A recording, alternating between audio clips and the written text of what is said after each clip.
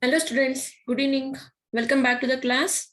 And today in this class, we are going to discuss about some of the very important questions which are related to the topic diseases. So here we have part 2. Now we'll know about the first question of this part. Which of the following disease is caused by the excessive consumption of alcoholic beverage? The first option here is appendicitis, appendicitis, viral hepatitis, option C, gallstones, option D, liver cirrhosis.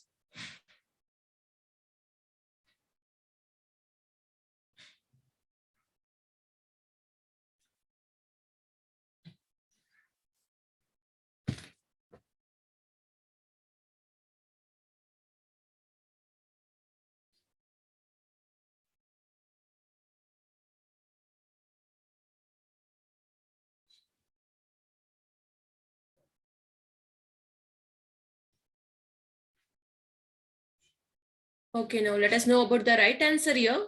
The right answer is option D, liver cirrhosis. Okay, so your long-term effect. Usually a person, if they are consuming alcoholic beverage for a longer period of time, so it is usually chronic. Okay, it is not an acute issue here. So when we are looking at the chronic stage of this disease, liver cirrhosis, usually it's all affected by the beverage of alcoholic content that can infect directly the liver in an individual, okay, which is all characterized by the replacement of liver tissues. So it's all by the fibrosis and regenerative nodules. Okay, so all of this can be seen here in a person who is suffering from this liver cirrhosis. Okay, it's all caused because of the excess consumption of alcoholic beverages. Okay, move to the next question now. Which of the following parasites is responsible for 65% of the cases in malaria in India? So Plasmodium malariae, Plasmodium vivax, Plasmodium falciparum, Plasmodium ovale.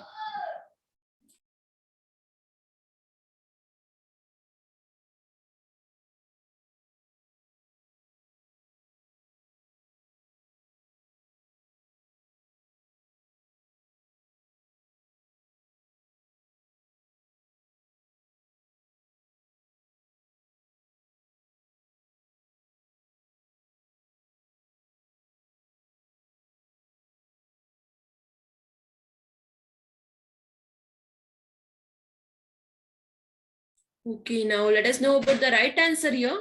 The right answer is option B, Plasmodium vivax. So all of these are the different species of Plasmodium virus. Okay, so it is not a virus, it is a protozoa which will usually cause a disease malaria. Okay, with here the mosquitoes or the vector which will usually carry this protozoa, that is specifically Plasmodium vivax, and from the infected person to the normal healthy being, so that it can carry the disease along with itself, right? And once it injects while sucking the blood into new individual, it can easily transform the same Plasmodium vivax species. It is one of a microorganism here, right? So it is one of the 6 species of malarial parasites that can infect human beings here. Okay, and it is the one which is responsible for 65% of the malarial diseases in case of here in our Asian continent. Clear? So all these are the Plasmodium species. So all of these are protozoans. Okay, under this protozoan, we have one of the species called Plasmodium. Okay, so under this different species of Plasmodium, Plasmodium vivax is the one that causes malaria. Next question. Rabies is caused by bacteria, fungus, virus, protozoan.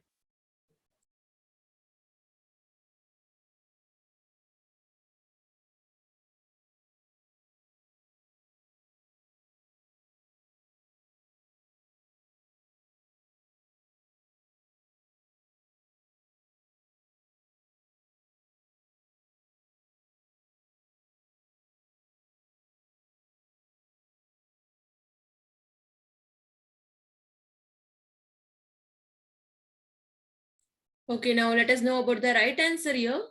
The right answer is option C, virus. Okay, rabies, it's all caused because of the virus that enters an individual. Okay, it is one of the acute central nervous system infection. acute, which means only for a short period of time. Okay, there are basically two types of diseases, acute diseases as well as chronic. Chronic will remain for longer period of days. Okay, but here acute can remain only for short period of time, and rabies is one such year. So when it enters, okay, the virus, if so here it is one of the virus which can cause this rabies disease, that is neurotropic lizard virus. Okay, the name of the virus is lizard virus. It is one of the neurotropic virus which can cause rabies disease. So when a person starts suffering from this rabies disease, usually the person will get affected here because of the central nervous system. Okay, so here because of this virus that can directly destroy the central nervous system. Okay, in an individual, it can damage the nervous system. Clear? And here the neurotropic lizard virus, the one which causes rabies, it is one of a member of rhabdovirus family. Okay, the virus which belongs to rhabdovirus family. Clear? Move to the next question. Epidrin obtained from stem of epidra is given to cure asthma, respiratory disorder, cold and cough, all of these.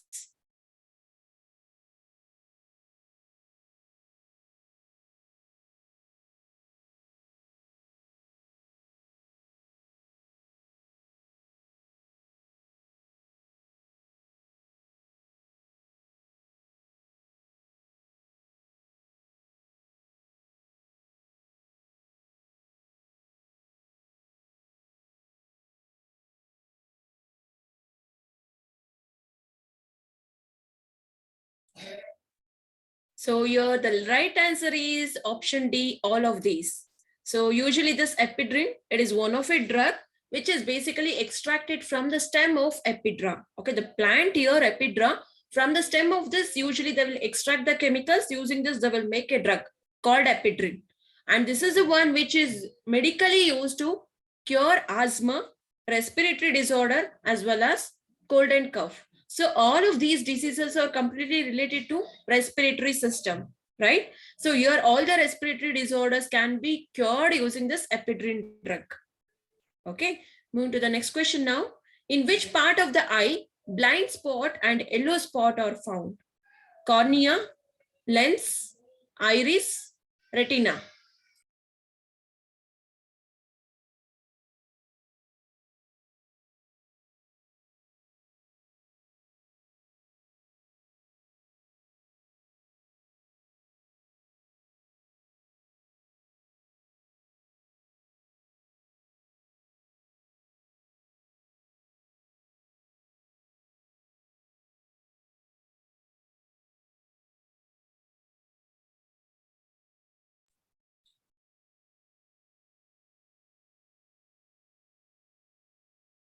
Okay, now let us know about the right answer here.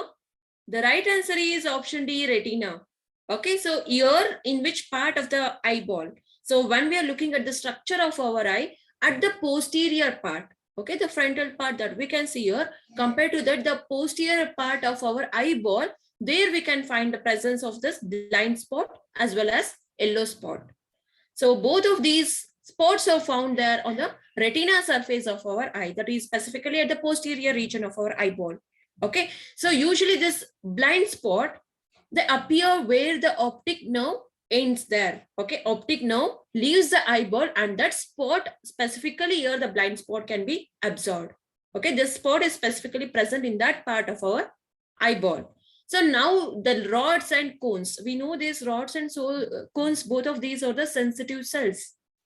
So basically they are present in the retina part of our eye, and that is the one which is necessary to observe the light rays that falls on our lens of our eyes, right? So here in the blind spot, both of these rods and cones, they are completely absent in this part. Okay, so this is a part where no light enters. So that is the reason we have a name called blind spot. Clear? And here when we are looking at the next spot, that is yellow spot. And this is the one where there will be a small elevation on the retina surface. So if you are looking at our eyeball, okay, here there will be lens, and this is a cornea part, and this is a part where there will be retina. At this part, there will be optic nerve that enters and finally reaches our CNS, central nervous system. Okay, so here this is a retina part where there will be presence of cones and rods, sensitive cells which are necessary to absorb the light rays that falls on our lens here. Okay, so here the yellow spot which is present on the surface of the retina, that is small elevation which are found here. Okay, and this yellow spot which we also call it as macula lutea. Okay, macula lutea is a yellow spot. Basically, this yellow spot is necessary to have a sharp as well as detailed vision of an image. Whatever we are looking at, if you have to get a detailed image, even this yellow spot is necessary. Okay, moving to the next question now. The disease in which high levels of uric acid in the blood is detected. Okay, the disease name here is meningitis, gout, rheumatism, rheumatic heart.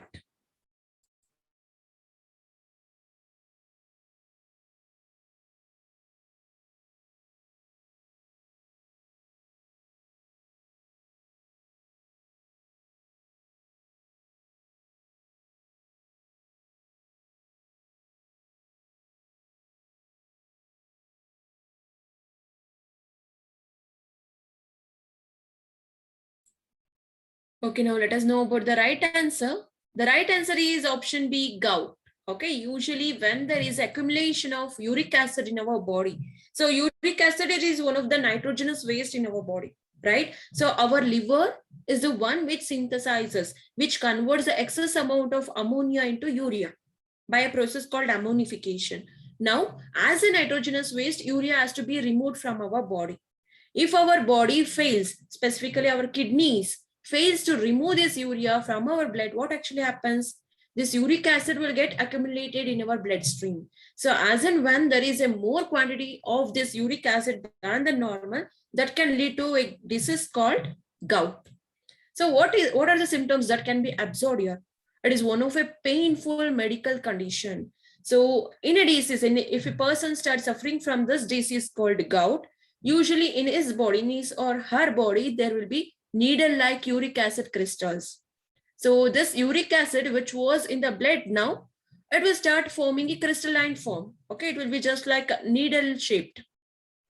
The crystals here are the needle-shaped, which will usually precipitate there in the joints, that is in between the bones, skin, beneath the skin, okay, and in blood capillaries, and in many other tissues of our body. So as and when this uric acid, needle-shaped crystals are present in all of these parts of our body, then definitely a person will start suffering from the pain, right? Okay, so all of these are caused because of the excessive uric acid in blood plasma. Okay, moving to the next question.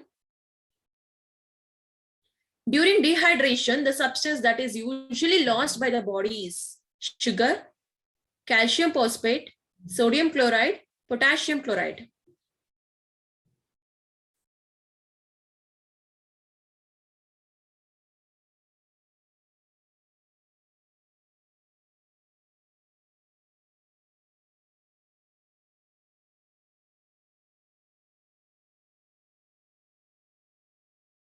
Okay, now let us know about the right answer here. So during dehydration, our body loses so most of the quantity of this sodium chloride. Okay, it is one of the common salt that we take in, right? So sodium chloride definitely it is present in our body.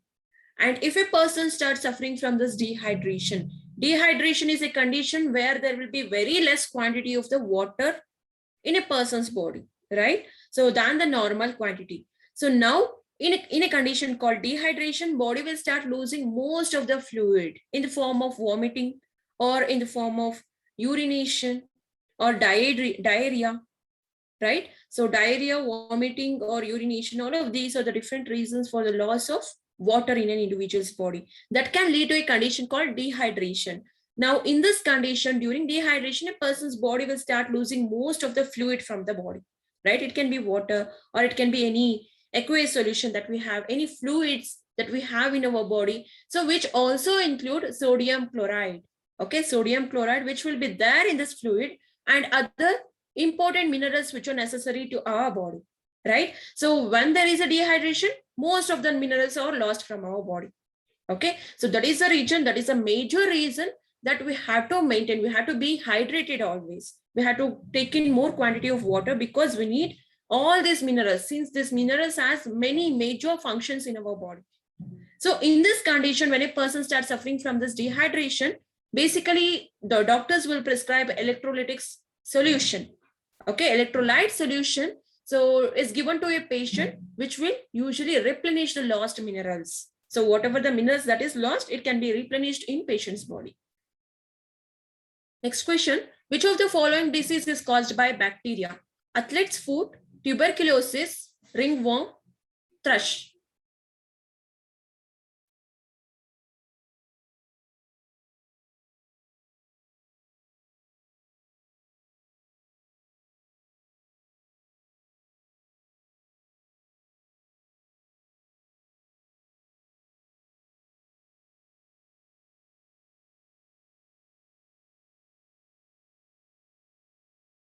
Okay, now let us know about the right answer here.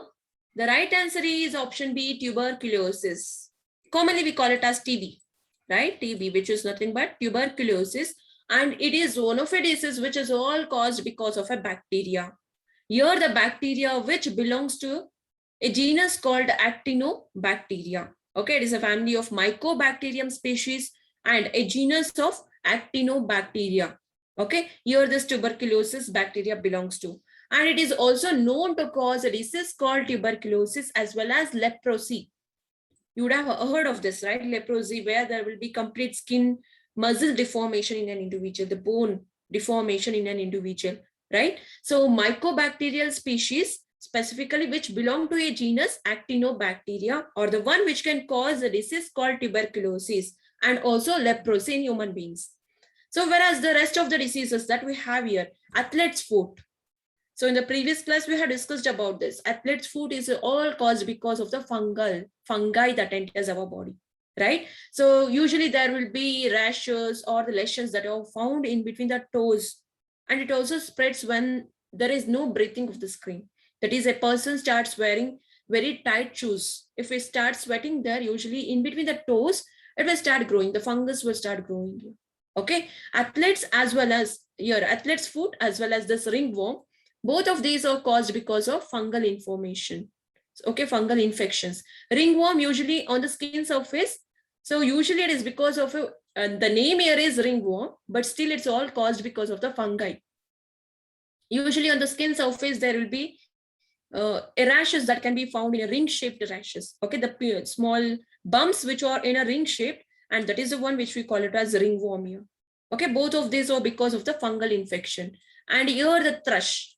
Okay, thrush, it can cause for both a female as well as male, and it's all caused because of the yeast.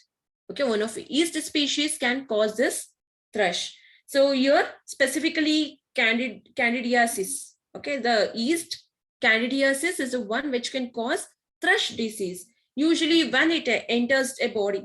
Okay, specifically we have a name called oral candidiasis.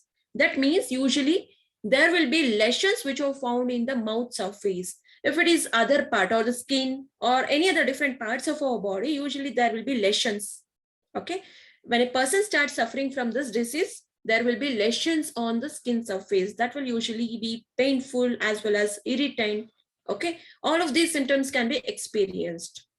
Okay, so out of the given following, tuberculosis is the one which is caused because of the virus. Clear? Sorry, it is caused because of a bacteria. Move to the next question. Death by diarrhea in children is caused mainly by bacteria, protozoa, amoeba, fungus.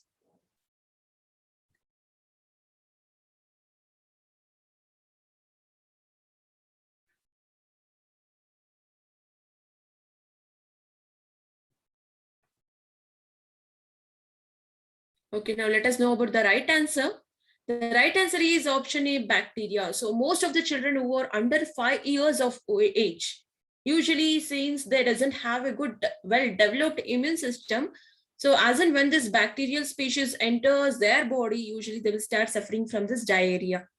Okay, that is the reason it mostly occurs there in the younger children. Okay, since their immunity power is not well developed yet. So your diarrhea is one of a medical condition. We know that since this diarrhea, there will be most of the body fluids are lost. So here in this fluids, there will be minerals. Mineral nutrients along with the fluids are lost from body, right? As and when there is a depletion in the minerals as well as the fluid in a body, so that can lead to several other illness, right? Illness in an individual. So according to World Health Organization, approximately 3.5 million deaths usually occurs every year. Okay, it's all because of the diarrheal conditions. So 80% of these deaths, it occurs in the children who are under 5 years of age. Okay, bacterial species are the one which will cause diarrhea in children. Next question. Diseases of which of the following pests are caused by virus? Malaria and polio, polio and bird flu, polio and tuberculosis, tuberculosis and influenza.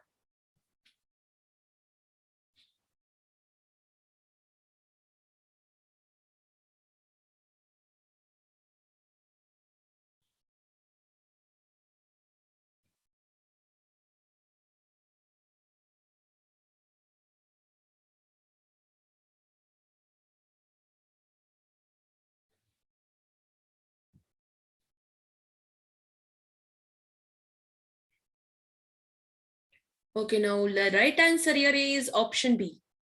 Polio and bird flu. Okay, so here the pair of virus that can be seen in the given options are, okay, which is caused because of the virus or polio as well as the bird flu. When we are looking at the other options given here, malaria, we know that it's all caused because of a protozoa. It's not virus here. So directly we can rule out this option.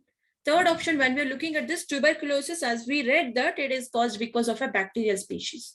So here too we have bacterial species. So it's all not caused because of virus. So since the question is the pair of virus which can cause a disease here, so the left out option is polio and bird flu, right? So this is how we can choose the right answer here. But when we are looking at this here, polio, it's all caused because of one of a virus which belongs to enterovirus family. Okay, enterovirus group here and a family of this. Okay, it is one of a member of a family called Picornaviridae. Okay, Picornaviridae is one of a family under this. So enterovirus belongs to, and polio is one from such family. Okay, polio is caused from a family called Picornaviridae, whereas the bird flu, it is again caused because of one of such virus. Here, the virus is Orthomyxoviridae. Okay, it belongs to a family called Orthomyxoviridae. And here the bird flu, which is all caused by virus called H1N1. Right, H1N1, that is nothing but the full form of this H1N1 is influenza type A virus. Okay, influenza type A virus, which is nothing but H1N1, that is the one which causes bird flu in an individual. And the same is also called as swine flu. Bird flu is also called as swine flu, and it is one of an RNA virus. Okay, so this virus H1N1 belongs to a family called Orthomyxoviridae. Clear? And it is the avian influenza virus. Clear? So both of this, we can say both of these are caused because of the virus. So we can select this option. Moving to the next question now. The liver disease hepatitis B is caused by DNA virus, RNA virus, bacterium, platyhelminthes. Okay, platyhelminth.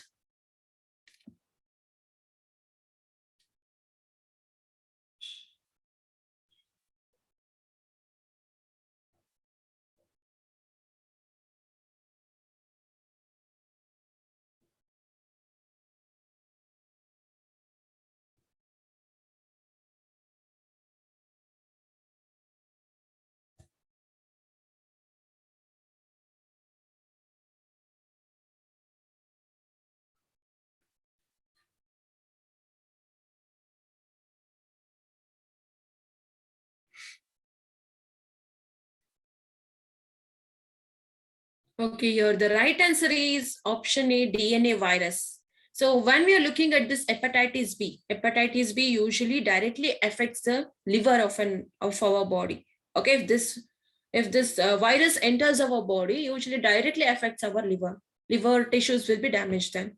Okay, so now this hepatitis B, it's all caused because of DNA virus. It's one of a virus where which will usually have a DNA structure in them as a genome material. Okay, genetic material. DNA is the one which is present, but the DNA which is present in this virus, it is not completely double-stranded. Usually the DNA structure is of double-stranded, whereas RNA is single-stranded. That we already know, right?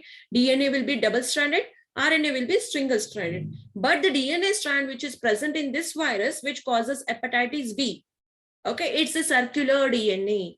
Instead of double-stranded, here it has circular DNA, which is completely unusual. Okay, so it cannot be considered as a common proper DNA virus. Clear?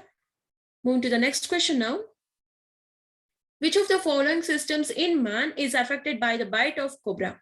Digestive, nervous, excretory, circulatory.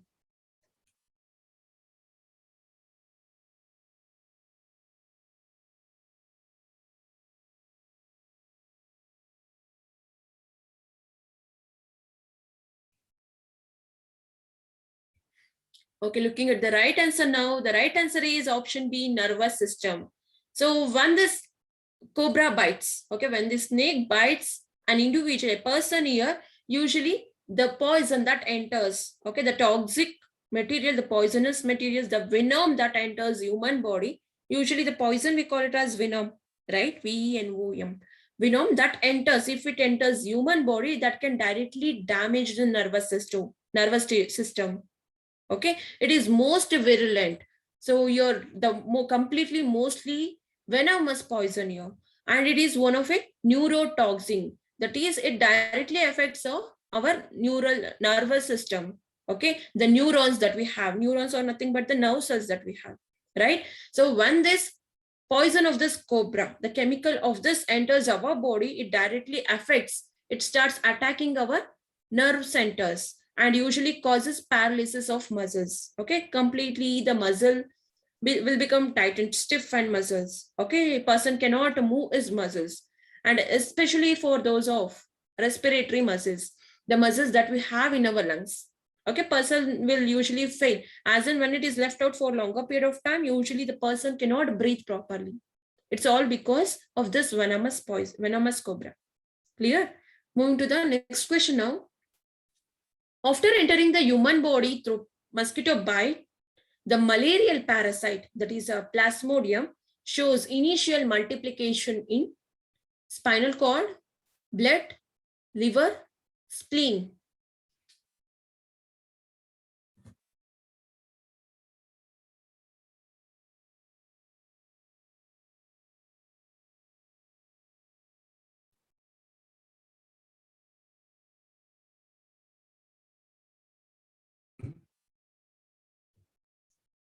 Okay, now let us look at the right answer here. The right answer is option C, liver. Okay, as in when this Plasmodium vivax, that is one of a protozoal species, right, which can cause malarial disease in an individual. Usually this malarial disease is carried by Plasmodium vivax. As I'm telling it here, this is carried by female Anopheles mosquito. And these mosquitoes are the one which acts as a vector. As in when it is carrying this Plasmodium vivax species to a normal healthy being, so directly this Plasmodium vivax will start entering towards the liver, because this is one of a organ specific manifestation that can be observed here. Okay, it targets an organ in our body. As in when it enters and damages our liver cells, okay, it starts multiplication in the liver cells, and as in when it multiplies here in the liver, then it will start attacking RBCs. Okay, because some of these RBCs are generated here in the liver itself. So as and when it is here in the liver, it keeps on damaging the RBC cells of our body, red blood cells. Finally, that results in the rupture. So RBC will not be in a proper normal way, how it has to be. Okay, how it is supposed to be. So once it's get damaged, it definitely cannot function normally. It cannot carry the oxygen to the specific parts of our body. So this can again finally lead to the reduced supply of oxygen to our body.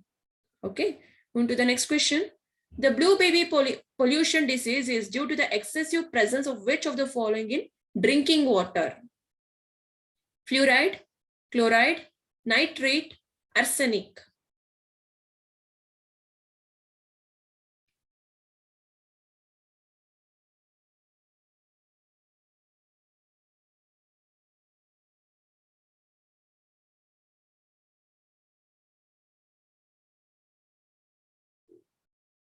Okay, now let us know about the right answer here. The right answer is option C, nitrate. So you would have heard of this disease, blue baby syndrome, right? So blue baby syndrome, it's all caused because of water pollution. Okay, if the factories or any other industries, if they releases all the chemicals directly into the water bodies, and if a person or any individual, if they consume the same contaminated water which is with more of this nitrate and compounds of nitrate, okay, if there is a presence of nitrate or the different compounds of nitrate in the water bodies, and if we consume the same water without its purification, so nitrate enters our body, right? As and when the nitrate is present in our bloodstream. Now this results in, okay, now the nitrate will occupy the place of oxygen in the red blood cells. Basically, the red blood cells are affected here. Usually we have a blood cells, that is red blood cells, white blood cells, and the platelets. The red blood cells are the one which will carry a pigment called hemoglobin. Okay. Now the place of hemoglobin is necessary to carry the oxygen to different cells that we have to release energy, right? From the lungs, it carries the oxygen. But instead of oxygen, in a person with this blue baby syndrome, it carries nitrate group. Okay, this nitrate group will occupy the place of oxygen in the hemoglobin part of our body. Okay, so it will no more provide the space for the oxygen to get attached here.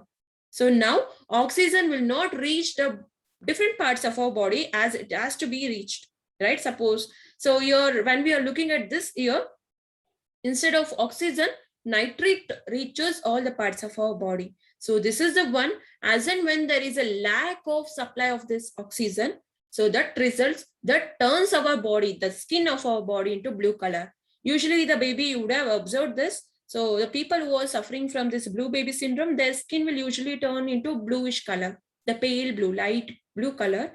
It usually turns at specific site of their body. It's all because of lack of oxygen supply. Okay, because of a presence of nitrate in their body. Okay, nitrate occupies the place of hemoglobin, attaches with a hemoglobin. Okay, move to the next question. Which of the following strains of HIV is dominant in India? HIV 1A, HIV 1B, HIV 1C, HIV 1D. So A, B, C, D, all these are subtypes of HIV.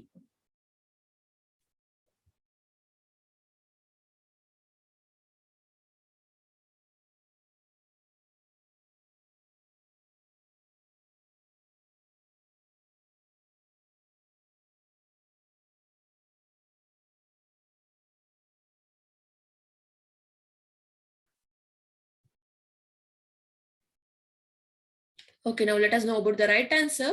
The right answer here is option C, HIV 1C. So when we are looking at this, all of these are HIV 1. Okay, it belongs to one of a group called HIV 1. Under this, there are again different subtypes. So here we can see HIV 1A, B, C, and D. All of these are different subtypes that can be observed here in HIV 1. So out of all of this, HIV 1C, okay, subtype C, which belongs to a group M, that is the one which is dominantly observed here in the people who are living in Southern Africa, Eastern Africa, India, Nepal, and also some of the parts of China. Okay, this is a major dominant HIV virus that can be observed. Okay, this subtype of HIV virus. Next question. Sickle cell anemia is a disease which is caused due to the abnormality in white blood cells, red blood cells, thrombocytes, blood plasma composition.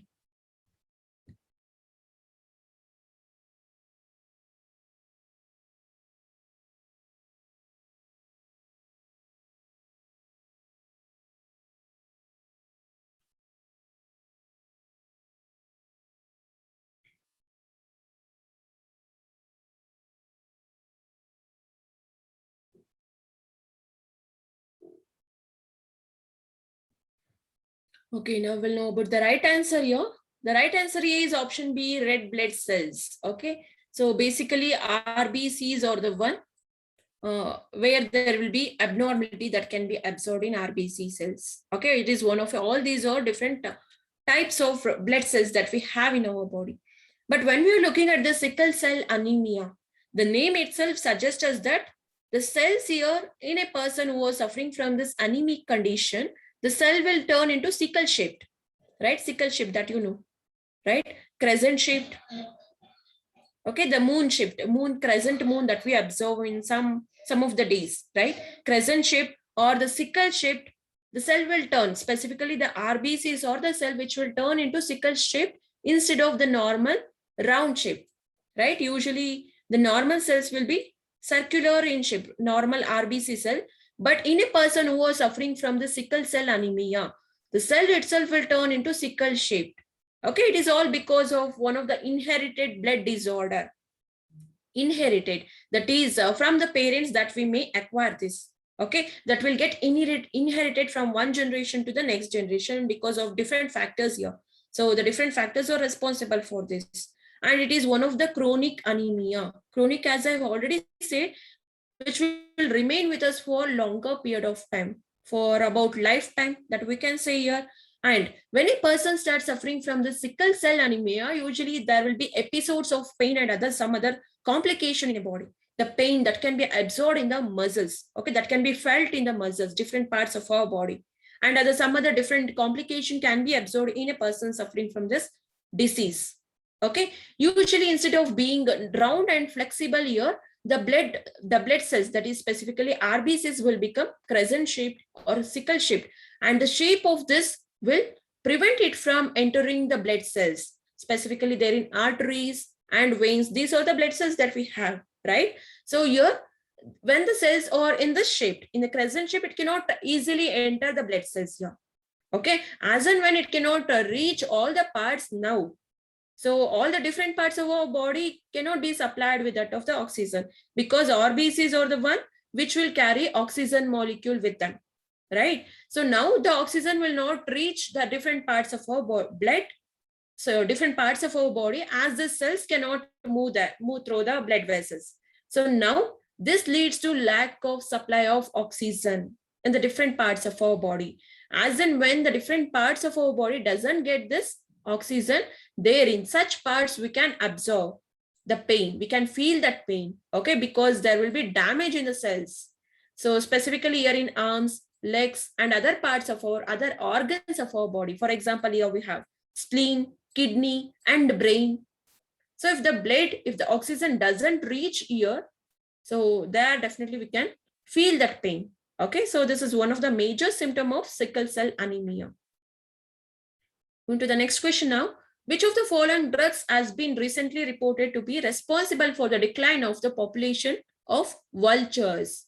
Aspirin, chloroquine, diclofenac sodium, penicillin.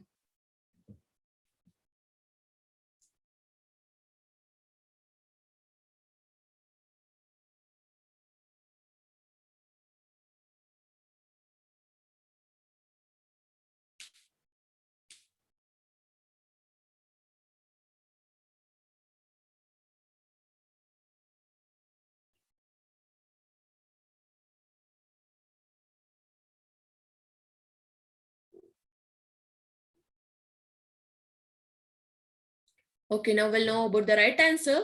The right answer is option C, diclofenac sodium. Okay, usually this diclofenac sodium, this is the one which is majorly responsible for the decline in the number of vultures here on our earth. Okay, it's all because when this veterinary use, okay, when the veterinary doctors provide this diclofenac as a drug to the animals, different animals, specifically there in the cattle. Okay, the cattle here. So now this diclofenac enters the body of the cattle, right? Diclofenac sodium is the one of a chemical compound here that enters as in when the doctors inject this drug into cattle for specific diseases here. So this compound, this chemical compound enters the body of this cattle. But as in when these cattle die, okay, usually the muscle, the flesh of these cattle or any other animals, they are then fed by the vultures. We know that vultures are the one of a scavenger here, which only feeds upon dead animals. So as and when this cattle, which are with diclofenac sodium content in their body, they dies, the carcasses usually, okay, the carcasses which are nothing but the dead body tissues, okay, the dead body of these cattle are then fed by the vultures. As and when they are feeding upon this cattle, specifically which are with this chemical, definitely this chemical also enters the body of the vulture, right? So as and when this is, it will die because of the content of this diclofenac sodium.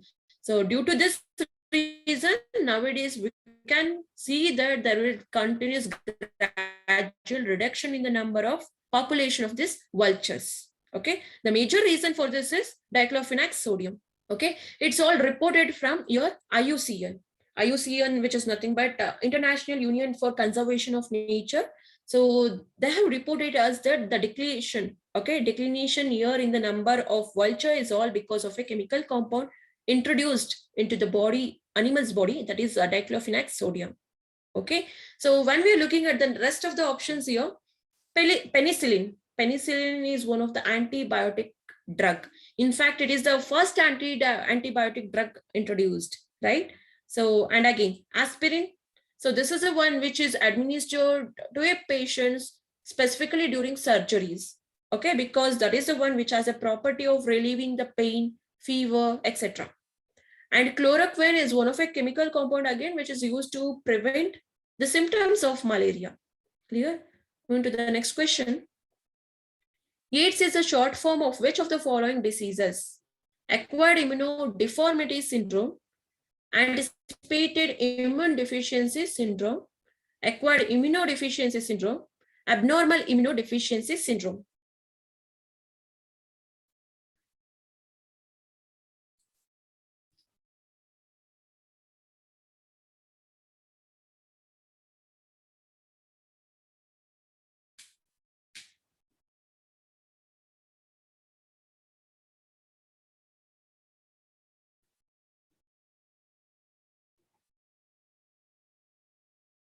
Okay, now let us know about the right answer. The right answer is option C, acquired immunodeficiency syndrome. Okay, the full form of this AIDS is acquired immunodeficiency syndrome. It is one of a syndrome which is caused because of a virus, HIV. Human immunodeficiency virus, HIV. When this virus enters an human body, that can lead to a syndrome called AIDS. Okay, it's all caused because of this virus. Next question, which one of the following diseases cannot be controlled by vaccination? Diabetes, polio, whooping cough, smallpox.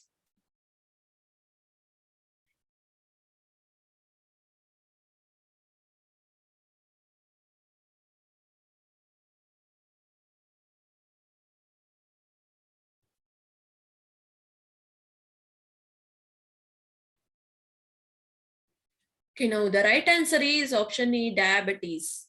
Okay, because when we are looking at the rest of it, all of these are caused because of viruses that enters our body. Okay, basically whooping cough is caused because of a bacteria, but the rest of it, polio and smallpox, these are caused because of virus. Okay, so smallpox is because of a virus, polio is also because of virus. Okay, so here we have whooping cough, it is caused because of a virus here that enters our body called Bordetella pertussis. Bordetella pertussis is one of a bacteria, if that enters our body, that can cause a disease called whooping cough. And polio, we know that a virus that enters our body and causes this disease. Similarly, smallpox is also caused because of a virus. Okay, as in when we have here, all of these are caused because of these pathogens here. Now we have a vaccination for both, all three of this. We have a vaccination for polio, whooping cough, and smallpox, but not for this diabetes. Okay, it's all because of the imbalance in insulin level in our body. Okay, in the blood that we have, if our pancreas fails to secrete this insulin here, when there is no required amount of insulin in our body, it cannot metabolize the glucose level in our body.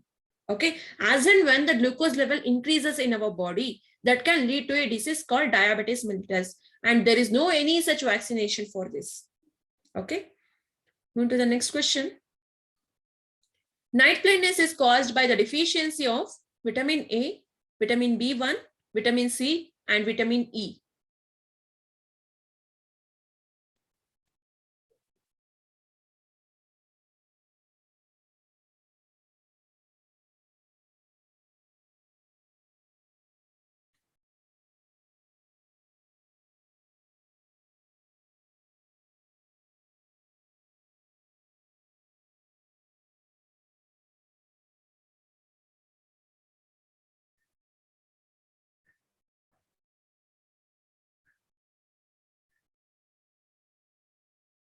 Okay, now the right answer is option A, vitamin A. Okay, here we have vitamin A deficiency in an individual causes a disease called night blindness. Okay, medically this night blindness is called as nyctalopia. Okay, nyctalopia is a medical term for this night blindness. So usually in this condition, when a person starts suffering from this nyctalopia, the rod cells which are present in the retina of their body, the eye part, okay, the eye part, as we already know, the posterior part of the eyeball, there will be presence of retinal layer, right? So in the retina, there will be presence of sensitive cells called rods and cones. So usually these rods are the one which are sensitive to dim light, and cones are the one which are sensitive to bright light. So rods are the one which are more stronger than that of, okay, that is, we cannot say it as a stronger one.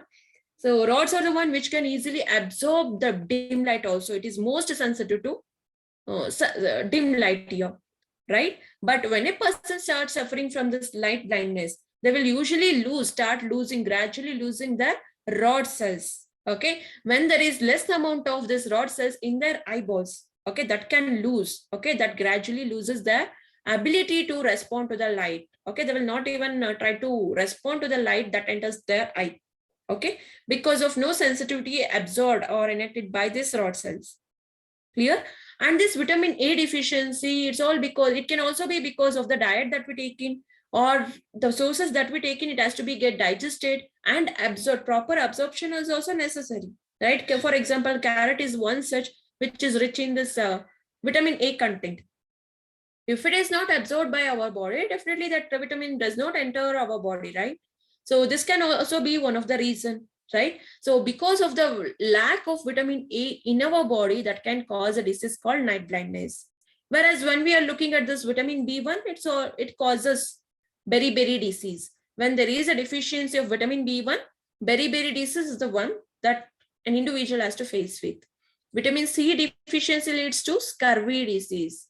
Vitamin E, okay, vitamin E deficiency leads to weakness, muscle degradation in an individual. Okay, going to the next question now. Iodine is administered to patients suffering from rheumatism, night blindness, rickets, goiter.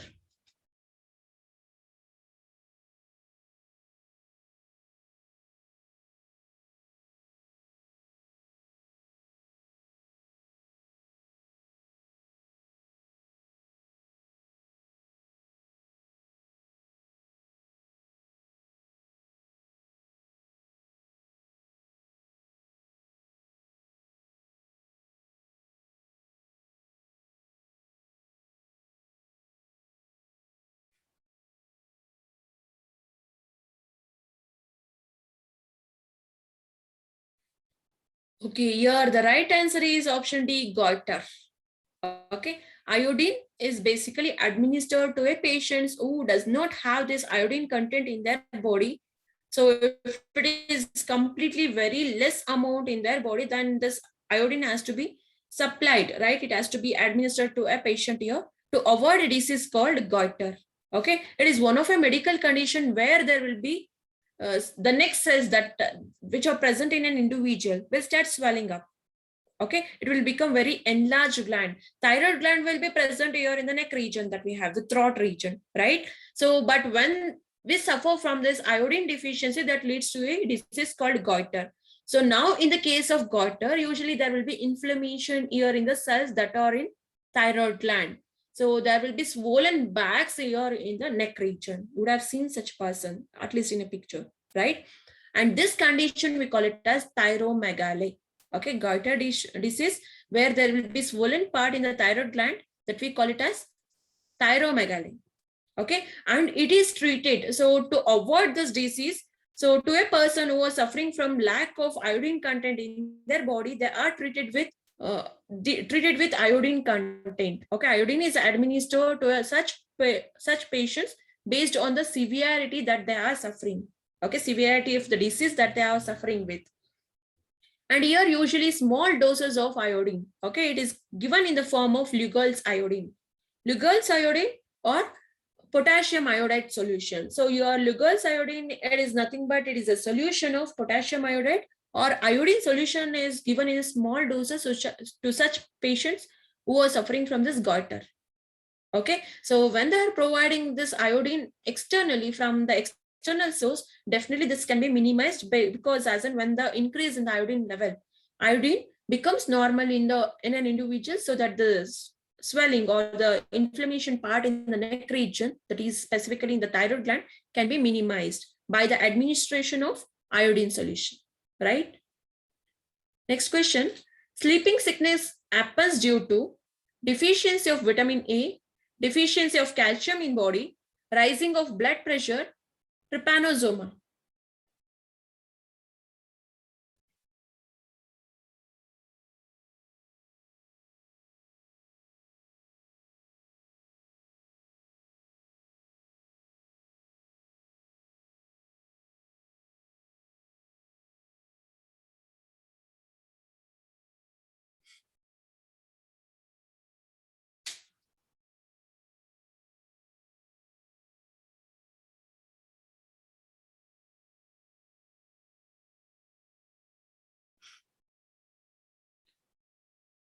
Okay, now let us know about the right answer here.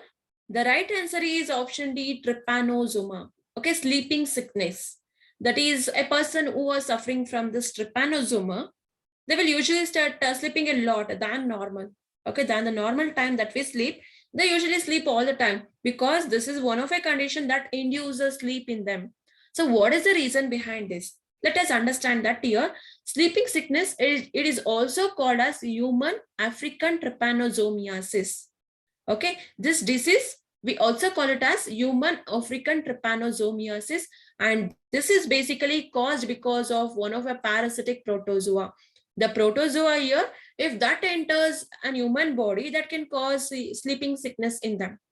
And the protozoa here, which enters human body to cause this disease, is one of a species of Trypanosoma brucei. Okay, Trypanosoma brucei. It is one of a species here, species of protozoa. Through the means of vector, it can enter a body. Here the vector which can carry this protozoa is tsetse fly. It is one of a fly, okay, fly called tsetse fly or tsetse. We can also pronounce it as tsetse fly. Okay, so this is the one which will carry Trypanosoma brucei species. So now this Trypanosoma brucei species, if it enters our body, it can cause a disease called sleeping sickness. Because now this parasite, okay, that is Trypanosoma brucei, it is the one which can release chemical in our body as and when it enters our body. Here the chemicals which are released by them, they are known as tryptophol. Okay, tryptophol is a chemical that released by this trypanosomal parasite. Okay, now when there is a presence of tryptophol in our body, that is the one which will induce us a sleep in an individual. Okay, which will cause sleeping sickness in them. Moving to the next question. Which one of the following processes takes place in lakes during eutrophication? Rapid destruction of algal growth, excessive availability of dissolved oxygen, loss of dissolved nutrients from water, excessive entry of nutrients into water.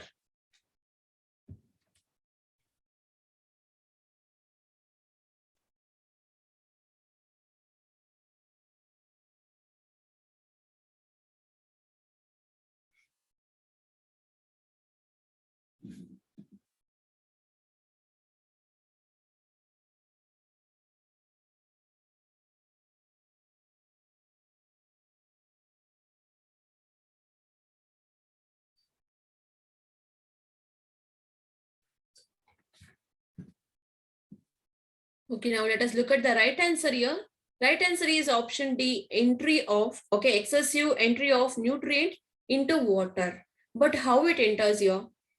Usually the streams which are with natural nutrients which are present in them. The minerals will be present in the streams usually as and when it comes down the rocks, right? So as and when it flows down the in between the rocks here, it will carry the nutrients from them. So now these streams, as and when it enters the lakes here, along with the water, even these nutrients enters the lakes, right? As and when there is sudden entry or the accumulation of this nutrient in the lake water, if it excess, okay, if it becomes excessive, okay, if it exceeds than the normal level, suddenly the algal bloom can be observed. That is, the algal plants will start growing there naturally, right? Because of the availability of specific nutrients such as nitrogen or the phosphorus. All of these are the minerals that are carried by the streams here into the lake.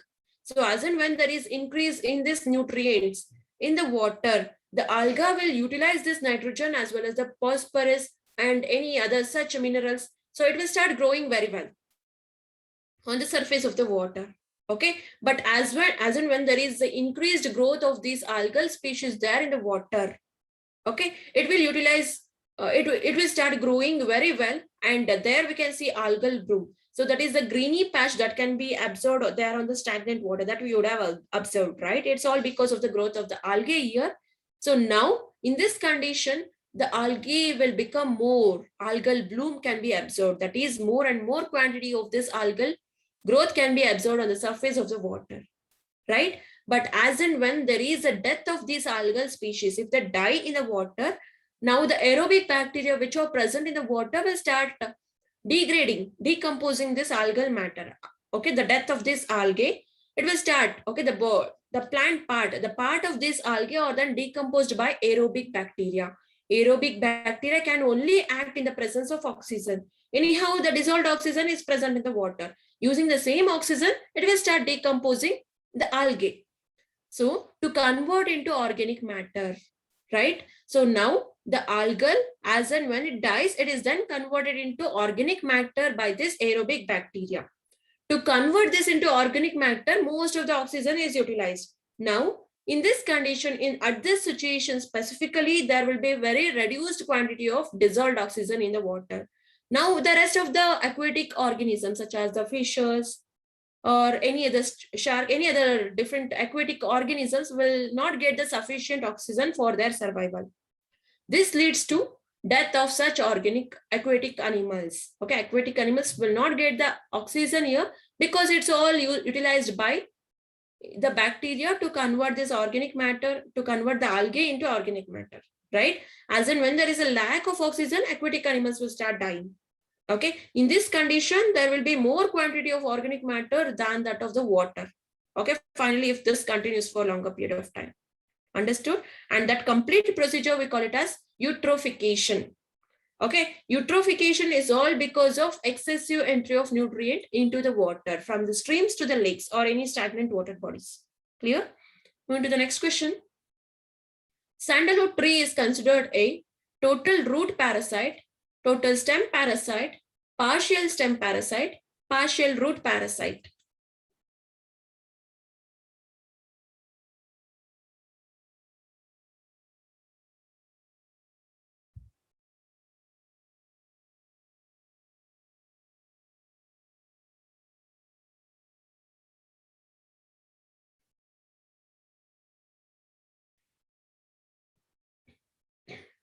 Okay, now let us know about the right answer.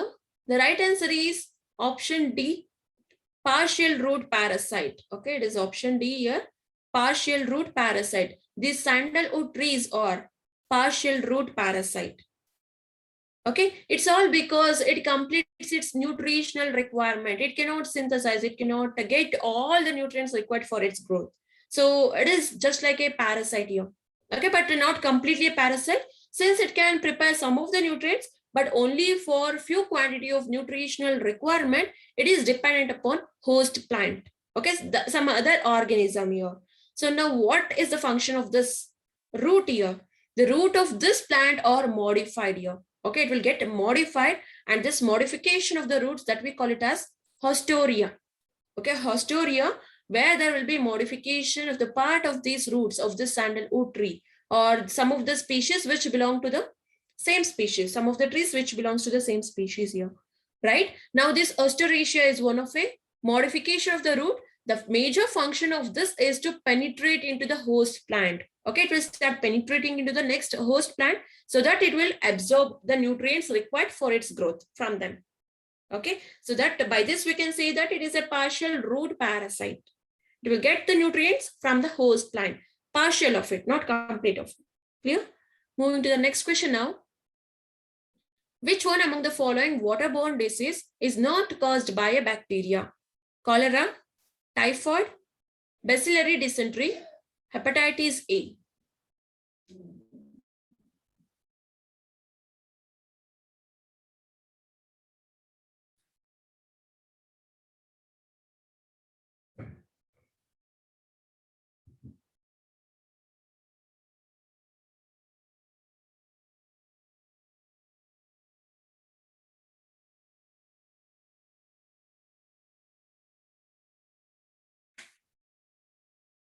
Okay, now let us know about the right answer here. The right answer is option D, hepatitis A. Okay, so when we are considering the question here, waterborne disease, and is not caused by bacteria. It should be waterborne, but it should not be not caused because of the bacteria here. Okay, so that we have here hepatitis, because hepatitis A is one of the disease here which is all caused because of a virus. Okay, hepatitis is one of a disease caused by hepatitis A virus. It is a viral disease, not a bacterial disease, and it is also waterborne disease. Okay, but when we are looking at the rest of the option, all of these are waterborne disease itself, but still they are from bacteria. Okay, bacteria is the ones, different specific bacteria are the one which can cause a cholera, typhoid, and bacillary dysentery in an individual. But hepatitis, even though they are waterborne, it is not because of a bacteria. It is a viral disease. Now, this hepatitis virus, how it enters our body, as in when a person ingests a contaminated food or contaminated water, where there will be at least a small part, very small quantity of the fecal matter.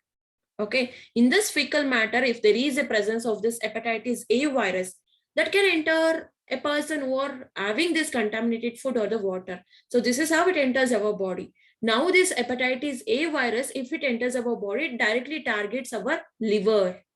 Okay, it enters our liver and it will start multiplying there. As we have already discussed about this hepatitis A virus, right? And as and when it multiplies there in the liver, it causes inflammation there in the liver cells. So inflammation is nothing but the swelling part, swollen part.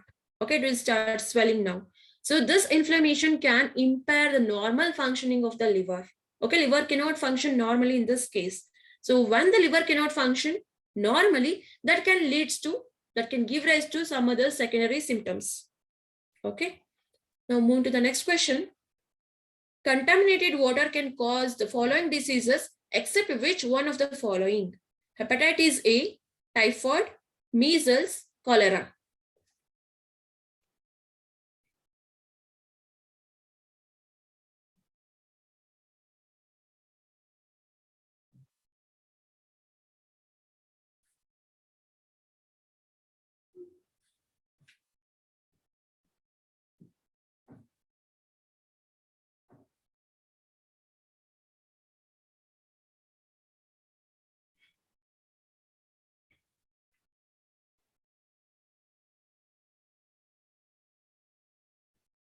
Okay, now we'll look at the right answer here.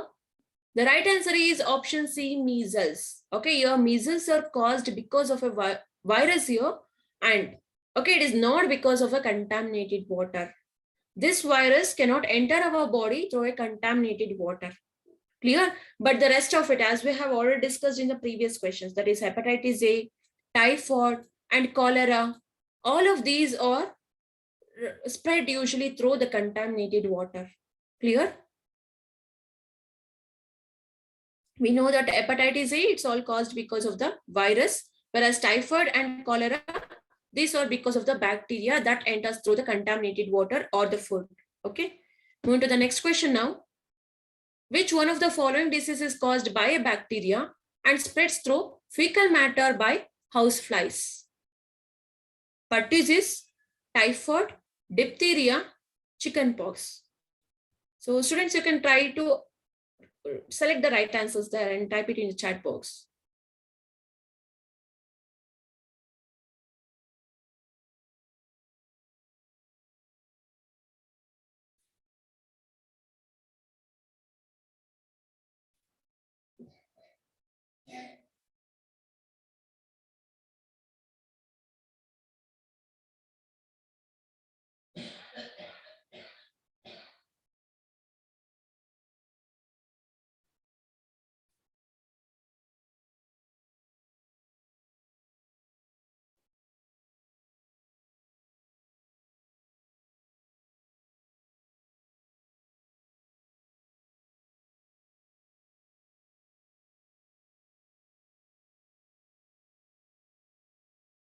Okay, now let us know about the right answer here.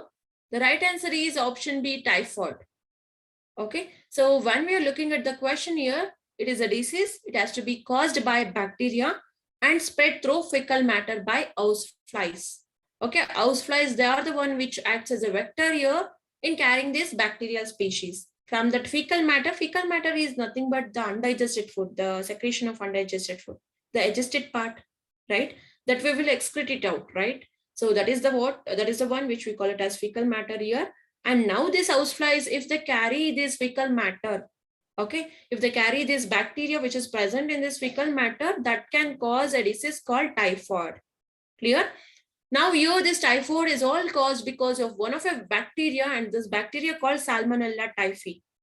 Basically, there are two types of bacteria which can cause this typhoid, different strain of this typhoid, Salmonella typhi and Salmonella paratyphi. Okay, and it all spreads through the fecal matter by houseflies. Houseflies are the one acts as a vector that is carrying agents. Clear? Now, when we are looking at the rest of the option, diphtheria. Okay, diphtheria is caused by a bacteria and it's one of a respiratory disorder.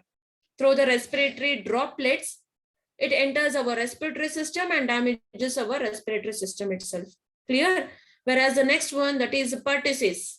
Pertussis, commonly known as whooping cough. Okay, the illness here, commonly we call it as whooping cough, and it's again caused by a bacteria. Pertussis is caused by bacteria. Generally, we call it as whooping cough, related to our respiratory system only. The symptoms can be observed here. And chicken pox. So on the surface of the skin, there will be rashes or the bumps, red colored spots that can be observed. It is caused by a virus here.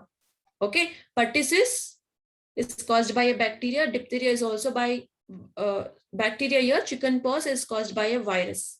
Clear? And typhoid is also caused by a bacteria. Understood? So move to the next question now. Which one of the following is not a genetic disorder? Color blindness, Down syndrome, hemophilia, xerophthalmia.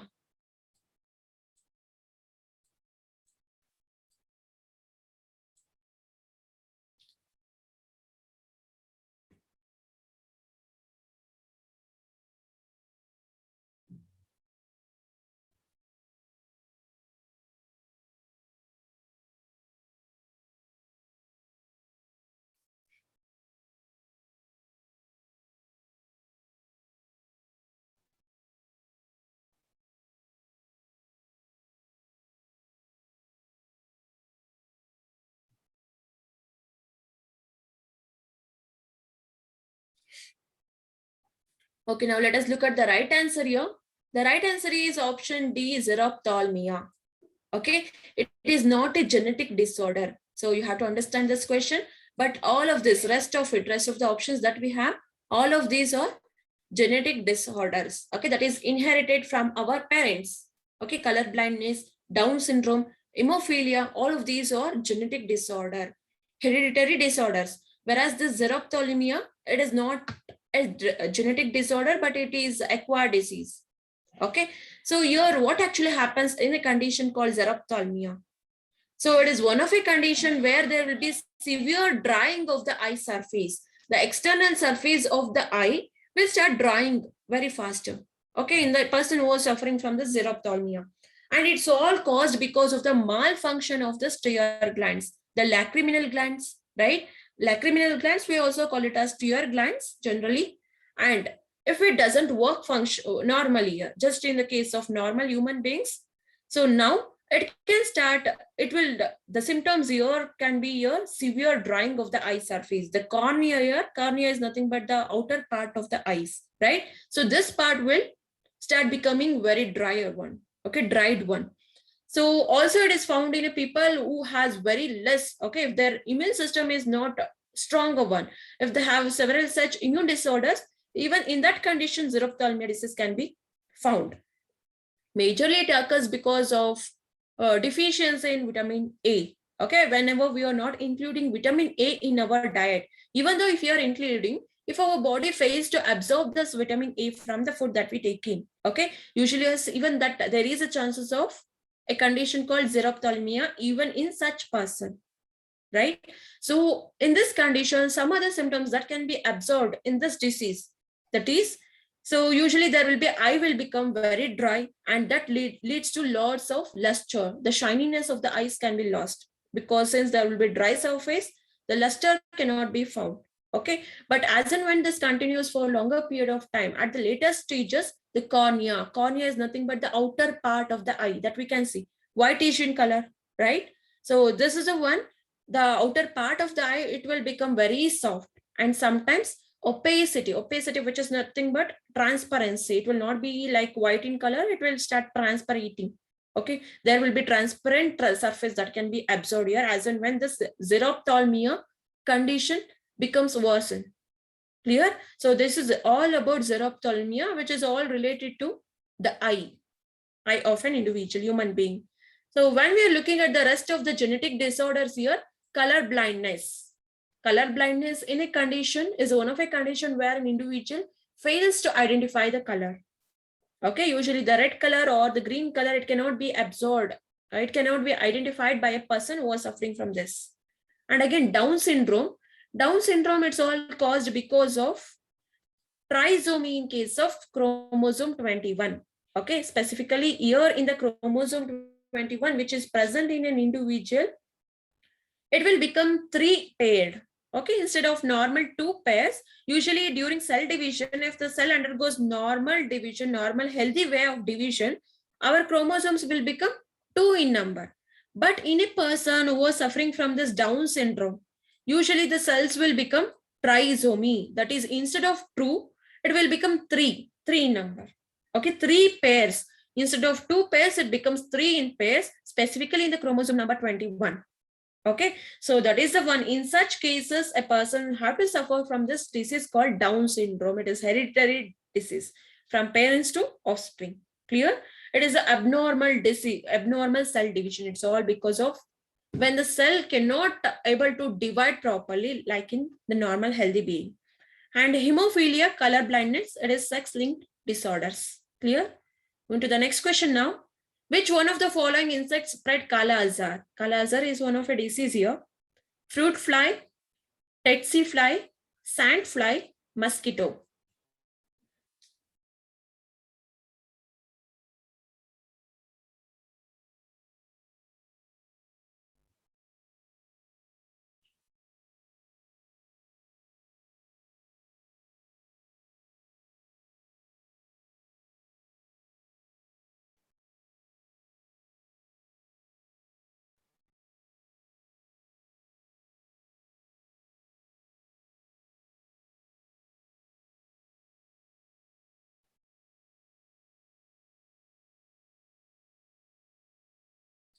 Okay, now let us know about the right answer here.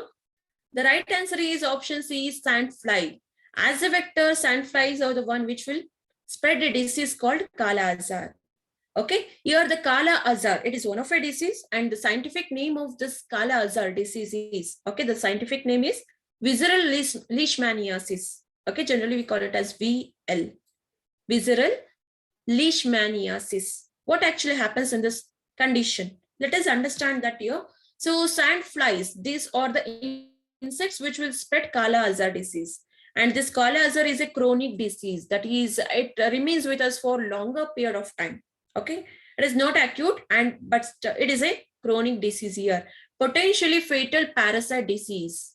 Fatal, which means person who are suffering from the Scala-Azar disease may die. Okay, they may die. So it can be fatal. Person will die because of this disease.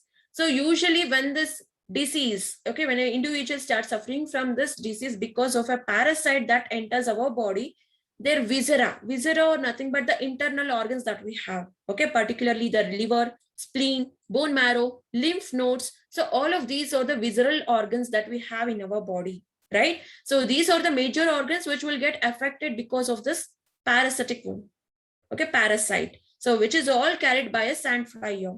Okay, so all of the parasite which is carrying, which will usually cause this disease called Kala-Azar is Leishmania donovani.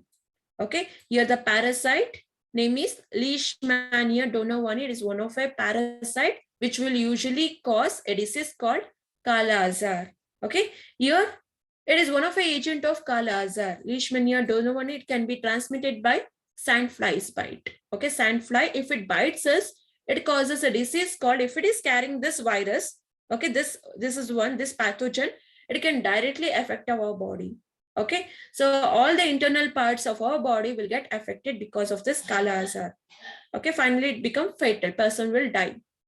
Moving to the next question now. And the last question of this topic is, jaundice in human beings is a result of incomplete metabolism of biliverdin, complete metabolism of biliverdin, incomplete metabolism of bilirubin, complete metabolism of bilirubin.